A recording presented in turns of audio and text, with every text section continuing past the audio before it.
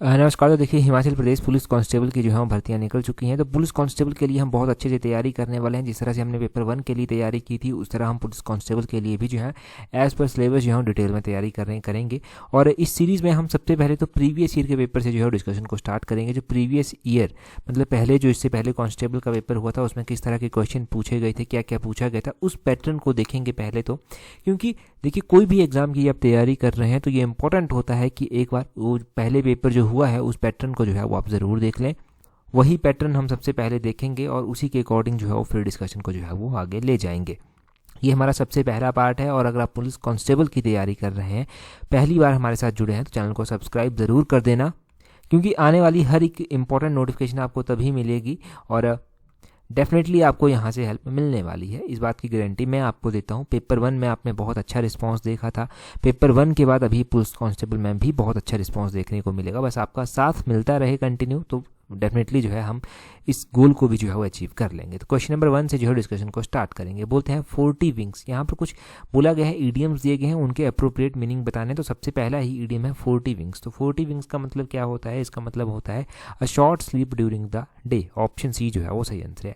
Question number 2 में बोलते हैं रेज सम हैकल्स। तो रेज सम हैकल का मतलब जो है वो क्या होता है? ये भी ईडियम ही है एक, तो इसका मतलब होता है टू एनॉय। ऑप्शन बी जो है वो सही आंसर होगा। क्वेश्चन नंबर 3 में बोलते हैं थ्रो इन दी टावल। तो बोलते हैं थ्रो इन द टावल का मतलब क्या होता है? इसका मतलब होता है to give up. Option A जो है वो सही आंसर क्वेश्चन नंबर 3 का हो जाएगा। क्वेश्चन नंबर 4 में बोलते हैं कि choose the most appropriate synonym. Synonym का मतलब होता है सिमिलर मीनिंग। एंटोनियम का मतलब होता है अपोजिट मीनिंग। तो साइनोनियम हम यहाँ पर देखेंगे। साइनोनियम में सबसे पहले शॉक्ड यहाँ पर दिया गया है। कहते हैं ना कि बहुत ज़्यादा शॉक्ड हो गया, तो सिमिलर मीनिंग आपको इस तरह से बताना है कोई भी इसका। क्वेश्चन नंबर 4 का ऑप्शन डी एपेलेट जो है वो सही आंसर हो जाएगा। शॉक्ड क्या होता है? हैरान हो जाना, चकित रह जाना। वैसे ही एपेलेट भी चकित ही होता है। उससे आगे डिटेक्टिव जो है वो दिया गया है। तो क्वेश्चन नंबर 5 का ऑप्शन ए हो जाएगा एनलाइटनिंग। ऑप्शन ए जो है वो सही आंसर है। आगे सुपीरियस जो है वो क्वेश्चन नंबर 6 में दिया गया है। सुपीरियस देखिए, सुपीरियस का जो साइनोनियम होगा यहाँ पर क्वेश्चन नंबर 6 का जो है वो ऑप्शन सी सही आंसर हो जाएगा। काउंटरफीट जो है वो इसका सही है। आगे एंटोनियम आपको बताना है। मैंने बताया एंटोनियम का मतलब है अपोजिट मीनिंग। बोलते हैं यहाँ पर एंटोनियम दिया गया है पेंडेमोनियम, यहाँ पर दिया गया है। तो पेंडेमोनियम क्या होता है? पेंडेमोनियम होता है विप्लव, यानी कि विप्लव कह सकते हैं, नरक भी आप इसको कह सकते हैं, पिशाच सभा भी आप इसको कह सकते हैं। तो इसका अपोजिट मीनिंग क्या होगा? तो क्वेश्चन नंबर 7 का जो है वो ऑप्शन डी पीस जो है वो सही आंसर हो जाएगा। आगे जो है वो मॉडेस्टी दिया गया है। मॉडेस्टी का मतलब होता है नम्रता या विनम्रता, इस तरह से कह लीजिए। तो क्वेश्चन नंबर 8 का जो एंटोनियम होगा वो हो जाएगा ऑप्शन ए ग्रेन्योर। ऑप्शन ए जो है वो सही आंसर है। आगे कॉन्साइज दिया गया है। तो क्वेश्चन नंबर 9 में कॉन्साइज का जो एंटोनियम अपोजिट मीनिंग होगा वो लेंथी हो जाएगा। ऑप्शन बी सही आंसर है। आगे फिल इन द ब्लैंक है। तो यहाँ पर बोला गया है we must not shy dash taking risk in the life. तो क्वेश्चन नंबर 10 का जो है वो ऑप्शन सी हो जाएगा we must not shy away from taking risk in life हो जाएगा। आगे बोलते हैं due to her illness she should not finish the work dash timely. तो यहाँ पर क्या टाइमली होगा? क्वेश्चन नंबर 11 का जो है ऑप्शन डी हो जाएगा ऑन टाइमली। और क्वेश्चन नंबर 12 में बोलते हैं the police was directed to dash his business dealing. तो क्वेश्चन नंबर 12 का जो है वो ऑप्शन बी जो है वो सही आंसर हो जाएगा looking into his business dealing. तो क्वेश्चन नंबर 13 है, उसके बाद despite the injuries Neeraj managed to pull off, यहाँ पर होना चाहिए वैसे तो pull off the gold medal in the tournament. Pull off उस टाइम इस्तेमाल होता है जब कोई मतलब हार्ड सिचुएशंस में भी जो है वो अचीवमेंट आई, तो पुल ऑफ वहाँ पर इस्तेमाल होना चाहिए। अगर कोई भी डाउट लगता है तो एक बार हम ज़रूर कमेंट बॉक्स में जो है पिन करके जो है उस डाउट को जो है वो मेंशन कर देंगे। बाकी व्हाट्सएप और टेलीग्राम पर तो अगर आप हमारे साथ जुड़े ही हैं तो वहाँ पर भी आपको डाउट्स अपडेट कर दिए जाएंगे। क्वेश्चन नंबर 14 में बोलते हैं select the option which best express the sentence in active passive voice. तो बोलते हैं I remember my sister taking me to the museum. तो क्वेश्चन नंबर 14 का जो है वो ऑप्शन बी हो जाएगा I remember being taken to the museum by my sister. Option B जो है वो सही आंसर है। क्वेश्चन नंबर 15 से 16 तक जो है डायरेक्ट टू इनडायरेक्ट स्पीच जो है वो यहाँ पर दिया गया है। बोलते हैं I asked my sister if she had return the mobile phone to her friend. तो क्वेश्चन नंबर 15 का जो है वो ऑप्शन डी सही आंसर हो जाएगा I asked my sister have you returned the mobile phone to your friend. Question number 16 में बोलते हैं, यहाँ पर बोलते हैं where will you be tomorrow she said in case I have to call you. तो क्वेश्चन नंबर 16 का जो है वो ऑप्शन बी सही आंसर हो जाएगा। C asked where he would be the next day in the case C had to call him. अब देखिए 16 क्वेश्चन हो गए, हिंदी के क्वेश्चन हो गए, अब सॉरी इंग्लिश के क्वेश्चन हो गए। अब इसके बाद हिंदी के क्वेश्चन जो है वो चलेंगे, और इसका जो PDF है वो भी हम टेलीग्राम पर आपको जो है वो प्रोवाइड करवा देंगे। वैसे पहले भी करवाया ही हुआ है, परंतु एक बार फिर से मैं उसको वहाँ पर सेंड कर दूंगा। क्वेश्चन नंबर 17 में बोलते हैं जिसे वशवर्ती बनाना कठिन हो। देखिए जिसे वशवर्ती बनाना कठिन हो उसके लिए जो वर्ड यूज होता है 17 का वो दुधर्ष होता है। उसके लिए दुधुर्ष ऑप्शन सी जो है वो सही आंसर हो जाएगा। जो किसी पर अभियोग लाता है उसे क्या कहते हैं? जो किसी पर अभियोग लाता है उसे वादी कहा जाता है। ऑप्शन सी सही आंसर है। तैरने की इच्छा, तैरने की इच्छा को जो है वो क्या कहेंगे? तितिरसा उसको कहेंगे। ऑप्शन डी सही आंसर है। सांझ और रात के बीच का समय क्या कहलाता है? सांझ और रात के बीच का समय जो है वो गोधूली जो है वो कहलाता है। जब हम HPSSC के पेपर डिस्कस करते थे तो इस तरह के क्वेश्चन अक्सर जो है वो आते रहते थे और वहाँ से रिवाइज होते रहते थे, और उस टाइम यही कांस्टेबल का पेपर भी हुआ था। आगे बोलते हैं जिसका विभाजन ना किया जा सके उसे क्या कहेंगे? जिसका विभाजन ना किया जा सके उसे जो है वो अविभाज्य कहेंगे। ऑप्शन बी जो है वो सही आंसर होगा। जहाँ पहुँचना कठिन हो उसके लिए क्या वर्ड होगा? जहाँ पहुँचना कठिन हो उसके लिए दुर्गम वर्ड जो है वो इस्तेमाल होगा। कहते हैं दुर्गम स्थान है तो उस तरह से दुर्गम वर्ड जो है वो उसके लिए इस्तेमाल होगा। क्वेश्चन नंबर 23 में बोलते हैं विनय पूर्वक किया गया हठ है। तो विनय पूर्वक किया गया हठ है आग्रह। ऑप्शन डी जो है वो सही आंसर हो जाएगा। आगे बोलते हैं मन को लुभाने वाली वस्तु, जो मन को वस्तु लुभा जाती है उसे क्या कहते हैं? उसे जो है वो मनोहर कहा जाता है। ऑप्शन डी सही आंसर है। 25 में बोलते हैं जिसका अनुभव किया गया हो, जिसका अनुभव किया गया हो उसके लिए जो है वो अनुभूत वर्ड इस्तेमाल होगा। ऑप्शन ए सही आंसर है। 26 में बोलते हैं 3 माह में एक बार होने वाला, तो 3 माह में एक बार होने वाले के लिए 26 का ऑप्शन बी त्रैमासिक हो जाएगा। ऑप्शन बी सही आंसर है। अभी तो देखो क्वेश्चन हो सकता है आपको कहीं कहीं पर आसान भी क्वेश्चन लगे, क्योंकि जब तक पेपर में नहीं बैठते तब तक पेपर मैक्सिमम टाइम आसान ही लगता है। पेपर में बैठकर ही उसका असली पता जो है वो चलता है। आगे बोलते हैं भाषा का प्रयोग 2 रूपों में किया जा सकता है। एक तो सामान्य जिसमें लोक में, सामान्य जिसके लोक में, तो यहाँ पर फिल इन द ब्लैंक है, तो इसमें जो है वो हो जाएगा व्यवहार होता है। तथा दूसरा साहित्य रचना के लिए जिसमें प्राय अलंकारिक भाषा का प्रयोग किया जाता है। ऑप्शन सी जो है वो सही आंसर है। चादर के बाहर पैर पसारना मुहावरे का अर्थ क्या है? तो चादर के बाहर पैर पसारना मुहावरे का अर्थ 28 का ऑप्शन सी क्षमता से अधिक व्यय करना हो जाता है। 29 में बोलते हैं इंटरनेट विज्ञान एवं प्रौद्योगिकी की श्रेष्ठतम सौगातों में से एक है, लेकिन डैश यह है कि जैसे जैसे इंटरनेट हमारे जीवन को सुगम व गतिशील बना रहा है वैसे वैसे इससे जुड़े खतरों की डैश भी बढ़ती जा रही है। तो इसका होगा 29 का जो है वो ऑप्शन सी सही आंसर होगा। विडंबना और आशंका, लेकिन विडंबना यह है कि जैसे जैसे इसको ये जो है वो हमारे जीवन को सुगम और गतिशील बना रहा है वैसे वैसे इससे जुड़ते खतरों की जो आशंका है वो भी बढ़ती जा रही है। ऑप्शन सी सही आंसर है। आकाश से बातें करना मुहावरे का अर्थ क्या है? तो आकाश से बातें करना मुहावरे का अर्थ है बहुत ऊंचा होना। ऑप्शन बी सही आंसर है।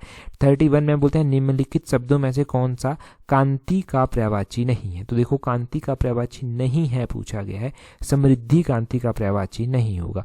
आगे बोलते हैं अग्नि का पर्यायवाची नहीं है, तो अग्नि का पर्यायवाची इनमें से 32 का जो है वो ऑप्शन डी देखिए जलज हो जाएगा। अगर अनल की बात करें अग्नि का पर्यायवाची है, वे दहन की बात करें अग्नि का पर्यायवाची, विश्वानल की बात करें अग्नि का पर्यायवाची है। जलज जो है वो अग्नि का पर्यायवाची नहीं होता। 33 में देखिए अब चलता है हमारे पास यहाँ पर जो रीजनिंग भी पूछी गई थी और कुछ मैथ्स के क्वेश्चन, एप्टीट्यूड के क्वेश्चन भी पूछे गए थे। तो यहाँ पर 33 में देखिए बोलते हैं how many times does the digit 6 appear while writing integer from 400 to 900। 400 से 900 बार जब गिनती लिखते हैं तो 6 कितनी बार आता है? तो ये लगभग 200 बार आता है। ऑप्शन डी सही आंसर है। आगे बोलते हैं कि एक प्रतियोगी परीक्षा में पुरुष और महिला उम्मीदवारों ने भाग लिया। आवेदन करने वाले उम्मीदवारों में से जो है वो 60% महिलाएं हैं, 18% उम्मीदवार जो है परीक्षा उत्तीर्ण की है। उत्तीर्ण होने वाले उम्मीदवारों में से 22.22% पुरुष हैं। कितने प्रतिशत महिला उम्मीदवारों ने इस परीक्षा को उत्तीर्ण किया? तो 34 का जो है वो सही आंसर ऑप्शन ए हो जाएगा। 76.67% जो है वो सही आंसर हो जाएगा।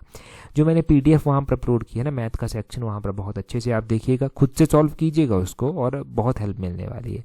आगे बोलते हैं Ramesh by 20 kg of wheat Ramesh जो है वो अपने परिवार के लिए हर महीने 20 किलो जो है वो गेहूँ खरीदता है। गेहूँ की कीमत 14 रुपये प्रति किलो जो है वो है। अब उसकी कीमत बढ़ाकर 16 रुपये प्रति किलो जो है वो कर दी गई है। यदि रमेश गेहूँ पर अपना खर्च नहीं बढ़ाना चाहता तो मूल्य वृद्धि के बाद उसे कितनी मात्रा में गेहूँ खरीदना होगा। तो उसे कितना गेहूँ खरीदना होगा? देखो, अगर मूल्य की वृद्धि भी हो जाती है परंतु वो चाहता है कि उसके पैसे इंक्रीज ना हो, तो 35 का जो है वो ऑप्शन सी 17.5 kg जो है वो सही आंसर हो जाएगा। बोलते हैं 150 मीटर की लंबाई वाली एक ट्रेन 90 किलोमीटर प्रति घंटे की गति से यात्रा करते हुए 250 मीटर लंबाई की सुरंग को पार करती है। तो बोलते हैं कितने टाइम में ये पार करती है? ये जो है वो 16 सेकंड में उसको पार कर जाएगी। ऑप्शन सी सही आंसर है। आगे बोलते हैं 24 मीटर लंबे, 16 मीटर चौड़े और 18 मीटर ऊंचे कमरे में रखे जा सकने वाले सबसे लंबे खंभे की ऊंचाई क्या होगी? तो उसमें सबसे लंबा खंभा जो रखा जा सकता है 37 का, ऑप्शन सी सही आंसर हो जाएगा। 34 मीटर वाला जो है वो सही आंसर हो जाएगा। 38 देखिए, बोलते हैं the surface area of 2 spherical balls in the ratio 4:9 find the radius of bigger ball if the radius of the smaller ball is 4 centimetre. बोलते हैं 2 गोलाकार गेंदों का सतही क्षेत्रफल 4:9 के अनुपात में है। बड़ी गेंद की त्रिज्या या फिर अर्धव्यास कह लीजिए ज्ञात कीजिए यदि छोटी गेंद की त्रिज्या जो है वो 4 सेंटीमीटर है। तो 38 का जो है ऑप्शन सी 6 सेंटीमीटर सही आंसर हो जाएगा। 39 में बोलते हैं एक मछली टैंक घनाभ के आकार का है। मछली टैंक घनाभ के आकार है, क्यूबाइड शेप का मतलब वो टैंक है। और बोलते हैं श्याम जो अधिक मछलियां रखने के लिए टैंक की आयतन बढ़ाना चाहता है। टैंक की लंबाई, चौड़ाई और गहराई क्रमशः 10, 15 और 20% जो है वो वृद्धि करता है। टैंक का जो आयतन है, आपको बताना है टैंक का जो वॉल्यूम है वो कितना % जो है वो बढ़ेगा। 39 का ऑप्शन डी 51.8% जो है वो ये बढ़ जाएगा। आगे बोलते हैं यहाँ पर जेम्स एक कार्य को 50 दिन में करता है और पीटर उसी कार्य को 40 दिन में करता है। एक साथ काम करने पर उन्हें 45% काम पूरा करने में कितना % टाइम लगेगा? तो उनको 10 दिन जो है वो इसमें लगेंगे। ऑप्शन डी सही आंसर है। अब हमारे पास जीके का सेक्शन जो है वो चलता है। जीके के सेक्शन में बोलते हैं earth atmosphere is mainly heated bye. तो अर्थ का जो एटमॉस्फेयर है वो मेनली लो वेव टेरेस्ट्रियल रेडिएशन से जो है वो हीट होता है। ऑप्शन बी सही आंसर है। आगे बोलते हैं 42 में बोलते हैं how are evergreen plants with woody stem having naked seed classified. तो बोलते हैं नगज बीजों वाले लकड़ी के तनों वाले सदाबहार पौधों को किस प्रकार वर्गीकृत किया जाता है? तो उनको जो है वो जिम्नोस्पर्म कहा जाता है। ऑप्शन सी जो है वो जिम्नोस्पर्म सही आंसर हो जाएगा। 43 में बोलते हैं which of the following organelles in not found in animal cell. तो इनमें से बोलते हैं निम्नलिखित में से कौन सा कोशिकांग अंकक जंतु कोशिकाओं में नहीं पाया जाता? तो 43 का जो है वो ऑप्शन बी सही आंसर हो जाएगा। सेल वॉल नहीं पाया जाता। 44 में बोलते हैं star twinkles in the night because रात को तारे टिमटिमाते हैं। क्यों टिमटिमाते हैं तारे? तो वो टिमटिमाते हैं due to refractive index of air in the atmosphere fluctuates. Option D जो है वो सही आंसर हो जाएगा। 45 में बोलते हैं which one of the following is called the king of chemicals. तो किंग ऑफ केमिकल्स जो है वो किसको कहा जाता है? सल्फ्यूरिक एसिड को किंग ऑफ केमिकल्स कहा जाता है। ऑप्शन सी जो है वो सही आंसर हो जाएगा। 46 में बोलते हैं vinegar is the trade name for. तो विनेगर किसके लिए ट्रेड नेम है? तो विनेगर जो है वो ऑप्शन डी एसिटिक एसिड के लिए ट्रेड नेम है। आगे 47 में बोलते हैं यहाँ पर बोलते हैं water in plants is transported bye. तो ये जाइलम से, ऑप्शन ए जो है वो सही आंसर हो जाएगा 47 का। Water in plants is transported by xylem. बोलते हैं 48 में during the process of respiration in human being the exchange of gases takes place in. तो बोलते हैं मनुष्य के श्वसन की प्रक्रिया के दौरान गैसों का जो आदान प्रदान होता है वो डैश में होता है। तो 48 का ऑप्शन ए हो जाएगा, एल्वियोली हो जाएगा। एल्वियोली से जो है वो होता है। आगे 49 में बोलते हैं which of the following state ranked in the sustainable development goal India index 2020-2021 released by NITI Aayog. तो पहला रैंक पूछा गया है, उस टाइम केरला का था। आगे बोलते हैं 50 में बोलते हैं ऑन 26 Jan 1950 we are going to enter in life of contradictions in politics we will have equality and in the social and economic life we will have inequality। ये किसके द्वारा कोट किया गया था? तो ये लाइनें कोट की गई थी डॉक्टर BR अम्बेडकर हैं, भीमराव अम्बेडकर हैं, बाबा साहेब अम्बेडकर, उनके द्वारा। ऑप्शन बी सही आंसर है। आगे बोलते हैं electoral college for electing president of India includes which of the following. तो देखो प्रेसिडेंट को जब इलेक्ट किया जाता है तो उनको इलेक्ट करने के लिए जो इलेक्टोरल कॉलेज होता है उसमें इलेक्टेड मेंबर ऑफ राज्यसभा तो होते ही होते हैं, उसमें जो है वो elected member of legislative assembly भी जो है वो होते हैं। ऑप्शन तो पहला भी सही है, दूसरा भी सही है। Elected member of legislative council उसमें नहीं होते, तो इसका ऑप्शन के हिसाब से ऑप्शन डी जो है वो सही आंसर हो जाएगा। अगर हम वही बात करते हैं कि प्रेसिडेंट को चुना कैसे जाता है, देखो प्रेसिडेंट को चुनने के लिए जो इलेक्टेड मेंबर होते हैं लोकसभा के वो भी पार्टिसिपेट करते हैं, इलेक्टेड मेंबर जो राज्यसभा के होते हैं वो भी पार्टिसिपेट करते हैं, और इलेक्टेड मेंबर लेजिस्लेटिव असेंबली के, जैसे हमारे पास हिमाचल प्रदेश लेजिस्लेटिव असेंबली है तो वहाँ के भी जो है वो पार्टिसिपेट करते हैं। कुछ एक ऐसे स्टेट ऐसे होते हैं जहाँ पर लेजिस्लेटिव काउंसिल भी होती है, विधान परिषद भी होती है। हिमाचल की बात करें तो हिमाचल में जो है वो लेजिस्लेटिव काउंसिल नहीं है, परंतु कुछ एक स्टेट्स में है, उत्तर प्रदेश जैसे बड़े स्टेट हो गए, बिहार जैसे स्टेट्स हो गए। तो इसलिए आपने ध्यान रखना है कि elected member Lok Sabha, Rajya Sabha, legislative assembly ये जो है वो इसमें पार्टिसिपेट करते हैं। आगे बोलते हैं state bird of Himachal Pradesh. तो हिमाचल प्रदेश का जो स्टेट बर्ड है वो ऑब्वियसली जो है वेस्टर्न ट्रैगोपैन जुजुराना जिसको हम कहते हैं। 52 का जो है वो ऑप्शन बी जो है वो सही आंसर हो जाएगा। 53 में बोलते हैं which of the following fixes the date of election of deputy speaker of the Lok Sabha. तो लोकसभा के जो डेप्यूटी स्पीकर होते हैं, उपाध्यक्ष होते हैं, उनके जो चुनाव की तिथि होती है, तारीख होती है, वो कौन जो है वो डिसाइड करता है, तो वो डिसाइड की जाती है स्पीकर ऑफ लोकसभा के द्वारा। ऑप्शन डी सही आंसर हो जाएगा। 54 में बोलते हैं which river is the Kol dam in Himachal Pradesh build across. तो कोल डैम हिमाचल प्रदेश में बना हुआ है और ये कौन सी नदी के ऊपर बना हुआ है? कोल डैम हिमाचल प्रदेश में बना हुआ है और ये सतलुज नदी के ऊपर जो है वो बना हुआ है। ऑप्शन सी जो है वो 54 का सही आंसर हो, ऑप्शन सी जो है वो सतलुज इसका सही आंसर हो जाएगा। कोल डैम देखो सतलुज नदी के ऊपर जो है वो बना हुआ है। उसी तरह इसकी कैपेसिटी हो सकता है अगले एग्जाम में पूछ जाए, 800 मेगावाट का जो है ये कोल डैम है। ठीक है जी। अगले क्वेश्चन में बोलते हैं because of its high clay content the soil develops wide cracks in the dry season. It is poor in humus yet highly moisture retentive, thus responding well to irrigation. Cotton is the most traditional crop where this soil is found. तो cotton मुख्य रूप से देखो इतना सा पता होना चाहिए था कि कॉटन कौन सी मिट्टी में जो है वो अच्छी तरह से उगती है। तो कॉटन जो है वो ब्लैक सॉइल, ऑप्शन डी, काली मिट्टी में जो है वो कॉटन अच्छी तरह से उगती है। आगे बोलते हैं first 5G call in India was recently tested eight. तो उस टाइम 5G आया नहीं था जब पेपर था, कॉल हो रही थी एक तरह से। 56 का ऑप्शन सी IIT मद्रास उस टाइम के हिसाब से सही आंसर है। आगे बोलते हैं dash is the aimed at building an extra decentralized web that puts user in control of their data and identity. तो 57 की अगर हम बात करते हैं तो 57 का जो है वो ऑप्शन बी वेब 5.0 जो है वो सही आंसर हो जाएगा। आगे बोलते हैं what is the architectural style of temple built on the edge of Parashar lake. तो पराशर लेक के किनारे जो मंदिर बना हुआ है वो कौन से आर्किटेक्ट स्टाइल में जो है वो बना हुआ है? पराशर लेक कहाँ पर है? मंडी में स्थित है। पराशर लेक के किनारे जो मंदिर बना हुआ है वो pagoda, option C pagoda architect style में बना हुआ है। और बोलते हैं क्रिप्स मिशन जो है वो, क्रिप्स मिशन को जो है वो ब्रिटिश गवर्नमेंट ने जो था वो भेजा था। तो क्रिप्स मिशन को कौन से ईयर में भेजा गया था? Cripps mission was send by British government to India 1942। Option C सही आंसर है। हज़ारों बार ये चीज़ें डिस्कस हुई हैं। आगे बोलते हैं Navtej Singh Johar versus Union of India case the Supreme Court deals with. तो इस ये जो Navtej Singh Johar versus Union of India case है, इसमें सुप्रीम कोर्ट ने जो है वो सेक्शन 377 ऑफ IPC डील हुआ था। 60 का जो है वो ऑप्शन बी सही आंसर है। अब देखो IPC चेंज हो गया है, अब पहले इंडियन पिनल कोड हुआ करता था, अब IPC को जो है वो चेंज कर दिया गया है, भारतीय न्याय संहिता जो है वो इसको कह दिया गया है। उत्तीर्ण सीरीज में हम कल परसों जैसे क्या पढ़ रहे थे, नहीं उत्तीर्ण सीरीज में नहीं, वो गिरिराज में हमने पढ़ा था कि नए जो आपराधिक कानून आए हैं वो कब से लागू हुए हैं? तो 1 जुलाई। ये क्वेश्चन पक्का पूछा जाएगा कांस्टेबल के एग्जाम में। 1 जुलाई 2024 आपने ध्यान रखना है। 1 जुलाई 2024 से नए आपराधिक कानून जो हैं वो लागू हुए हैं। देखिए अगर आप जुड़ गए हैं ना हमारे साथ तो देखना डेली आपको अपडेट्स मिलेंगी और डेली हम वीडियोस डिस्कस करेंगे। डेफिनेटली आपका एग्जाम जो है वो क्रैक होगा, कोई रोक ही नहीं सकता। PGT में भी जिन्होंने सीरियसली तैयारी की थी और अपने एफर्ट्स भी लगाए थे, क्योंकि अपने एफर्ट्स लगाना ज़रूरी होता है, अपने एफर्ट्स भी लगाए थे और लिमिटेड देखा था, लिमिटेड सुना था हमारा, तो उनका एग्जाम क्वालिफाई हुआ भी था। वैसे ही कांस्टेबल में भी हम अच्छी मेहनत जो है वो करेंगे। क्वेश्चन नंबर 61 में बोलते हैं which among the following books was authored by Mahatma Gandhi. तो महात्मा गांधी के द्वारा इनमें से जो है वो कौन सी किताब लिखी गई? हिंद स्वराज लिखी गई, ऑप्शन सी सही आंसर है।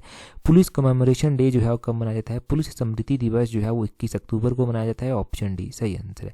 आगे बोलते हैं in which district is Bandli wild life sanctuary. देखो Bandli wild life sanctuary Mandi में पड़ती है, हज़ारों बार हमने वाइल्ड लाइफ सेंचुरीज पढ़ी हैं।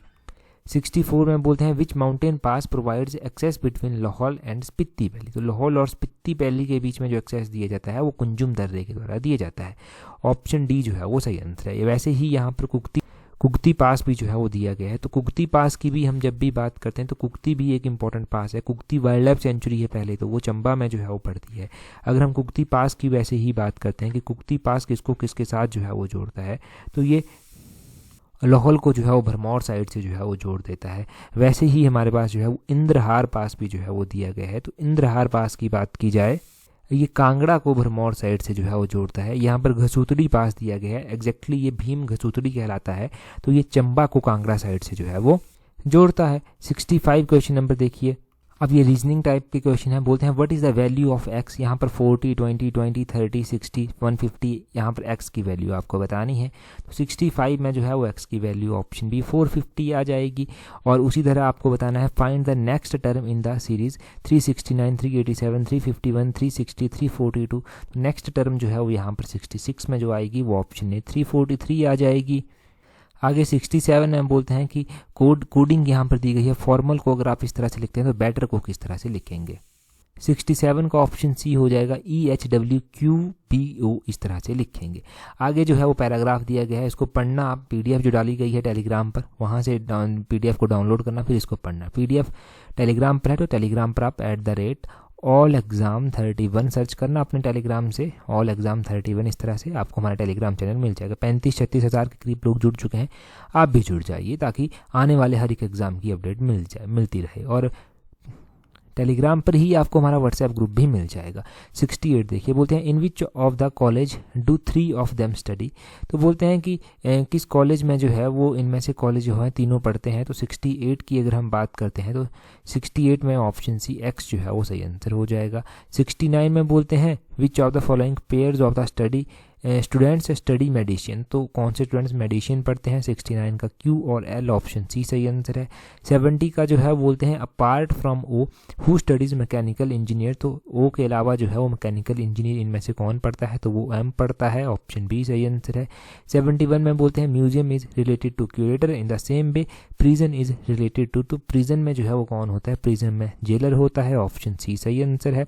उसी तरह मिरर इमेज आपको पता होनी चाहिए। ये मिरर इमेज का क्वेश्चन बहुत आसान होता है, इसको देखना कैसे बनाते हैं और यहाँ से आपके 2 नंबर जो है वो पक्के हो जाएंगे। तो 72 का जो है वो ऑप्शन बी सही आंसर हो जाएगा। ठीक है, अगले क्वेश्चन में क्या बोलते हैं, ये फिर से पैराग्राफ दिया गया है। 73 में बोलते हैं हु टीचेस जियोलॉजी। तो जियोलॉजी इनमें से जो है वो कौन टीच करता है, ऑप्शन सी जो है वो डॉक्टर डावर जो है वो टीच करते हैं। 74 में बोलते हैं doctor Zia is from which university. तो डॉक्टर जिया जो है वो कौन सी यूनिवर्सिटी से हैं। 73 के बाद जो है वो 74 में डॉक्टर जिया गुजरात से हैं। और 75 में हु टीचेस द बॉटनी। तो डॉक्टर नटराजन हो जाएगा। 76 में बोलते हैं who is from Osmania university. तो ये डॉक्टर डावर हो जाएगा, ऑप्शन बी जो है वो सही आंसर है। आगे बोलते हैं 77 में बोलते हैं which of the following combination is correct.